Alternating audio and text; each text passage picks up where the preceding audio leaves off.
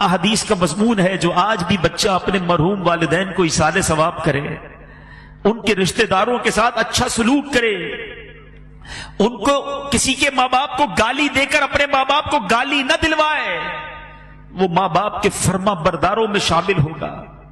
لوگ اپنے ماں باپ کو گالیاں دلواتے ہیں، کیسے؟ صحابہ نے کہا حضور اپنے ماں باپ کو کون گالی دے سکتا ہے؟ اللہ کے حبیب نے فرمایا دوسرے کے ماں باپ کو گالی دیتے ہیں لوگ، پھر ان کے ماں باپ کو گالی دیتے ہیں۔ گالیاں دینے والوں ماں بہن کی گالیاں دیتے ہو، زبان لٹک نہیں جاتی؟ اس لیے دی اللہ نے زبان، اور پھر سامنے سے کیا ہوتا ہے؟ تمہاری ماں تمہاری بہنوں تمہارے والد کو گالیاں پڑتی ہیں، اچھا لگتا ہے؟ ارے ایسے کام کرو کہ لوگ کہیں ایسی اولاد ہے تو ماں باپ کیسے ہوں گے، اتنا پیارا بیٹا ایسی پیاری اولاد، ان کے ماں باپ کو اللہ جنت نصیب کرے۔ ایسے کام کرو نا کہ ماں باپ کو قبر میں بھی رحمتیں اور دعائیں ملیں۔ اگر آج کوئی چاہتا ہے کہ اپنے ماں باپ کی روح کو خوش کر لے، خوب ایصال ثواب کرے، نفل نماز پڑھے تو ماں باپ کے نام پر ثواب بھیج دے، ذکر و اذکار کرے، ماں باپ کی بارگاہ میں نامہ اعمال پیش ہوتے ہیں، یاد رکھنا گناہ نہ کیا کرو۔ ہمارے گناہ جب ماں باپ کے پاس جاتے ہیں تو ماں باپ غمگین ہو جاتے ہیں۔ خوش نصیب ہے وہ ماں باپ جن کی اولاد نمازی ہے، عبادت گزار ہے، دین کا کام کرنے والے، صدقہ خیرات کرنے والے ہیں۔ جب ان کے پاس بچوں کے اعمال جاتے ہیں تو قبر میں خوش ہو جاتے ہیں۔ ابھی بھی دکھ پہنچاتے ہیں ماں باپ کو۔ سوچے وہ بچے جو آج فلمیں، ڈرامے، گانے، باجے، شراب، جوا، حرام، بدکاریاں، بے حیائیاں، نامحرم لڑکوں کی دوستیاں، یہ ساری چیزیں ماں باپ کو جب قبر میں پہنچیں گی، زندگی میں بھی خدمت نہ کی اور مرنے کے بعد قبر میں بھی دکھی کیا۔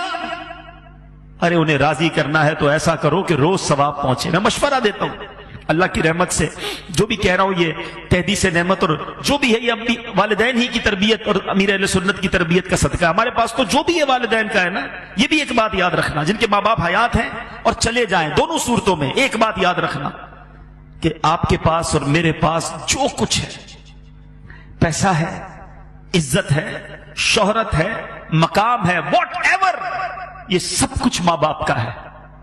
کبھی ماں باپ کو یہ نہیں کہنا یہ میرا ہے آپ کا ہے، میں نے کمائے ہیں، یہ میں نے گھر بنایا، ابو آپ نے کیا دیا تھا، آپ کو غریب تھے، نوکری کرتے تھے، کاروبار میں نے کیا۔ اللہ اکبر، اگر یہی بچپن میں والد ہمیں ننگا روڈ پہ چھوڑ کے کہتا کپڑے خود لے کر آؤ، کدھر سے پہنتے لباس؟ ہم بغیر کپڑوں کے پیدا ہوئے، ماں باپ نے کپڑے پہنائے، ہمیں کھانا چاہیے تھا، نوالے کھلائے، چلنا نہیں آتا تھا، انگلی پکڑ کر چلایا، ارے استنجا نہیں کر سکتے تھے، ہمارے استنجا صاف کیے، ہم رات بھر روت کر ان کو جگاتے رہے، وہ جھولا دیتے رہے۔ سوچو نا، اچھا کہتے گھر دلا تو دیا، ملازم تو دے دیے، مہینے کے پیسے بھی تو بھجوا دیتا ہوں، اب اور کیا چاہیے؟ ارے ماں باپ کو یہ نہیں چاہیے، ماں باپ کو آپ چاہیے، ماں باپ کو بیٹا چاہیے، ماں باپ کو بیٹی چاہیے، اس کے دو میٹھے بول چاہیے، اس کا پیار چاہیے، اس کی محبت چاہیے۔ وہ پیسے کے لیے جیے کب تھے؟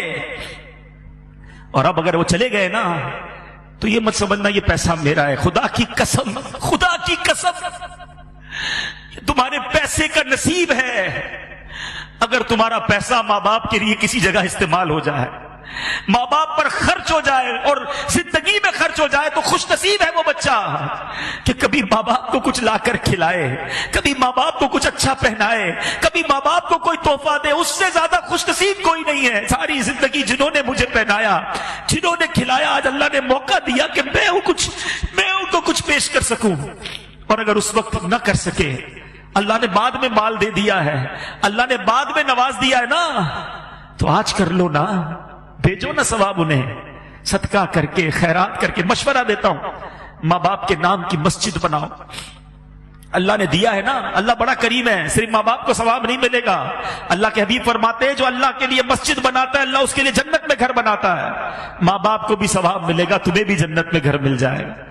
اور ہم نکمے روز ثواب نہیں پہنچائیں گے، مسجد والے روز ثواب پہنچائیں گے۔ مجھے جب بھی فیضان جیلان دیکھتا ہوں، اس مسجد میں جب بھی آتا ہوں، مجھے سکون ہوتا ہے کہ انشاءاللہ یہاں ہونے والی ہر نماز میں میرے والد کو ثواب ملتا ہو، یہاں ہونے والے ہر اجتماع میں میرے والد کو، مجھے بڑی امید ہے، مجھے یاد ہے وہ سارے دن کہ اس مسجد میں کتنے نمازی تھے اور کس طرح ابو آتے تھے، کس طرح ہماری ہمتیں بڑھاتے تھے۔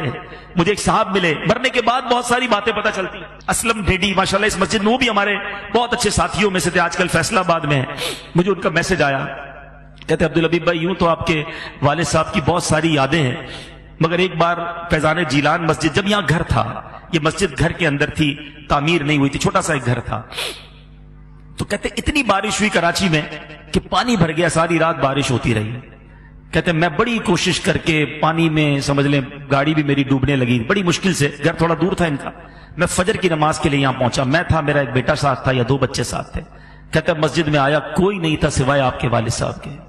یہ اب بتایا انہوں نے والد صاحب کے انتقال کے، بولا اکیلے آپ کے والد صاحب بیٹھے تھے اور انتظار کر رہے تھے کوئی نمازی آ جائے تو ہم جماعت سے فجر ادا کر لیں۔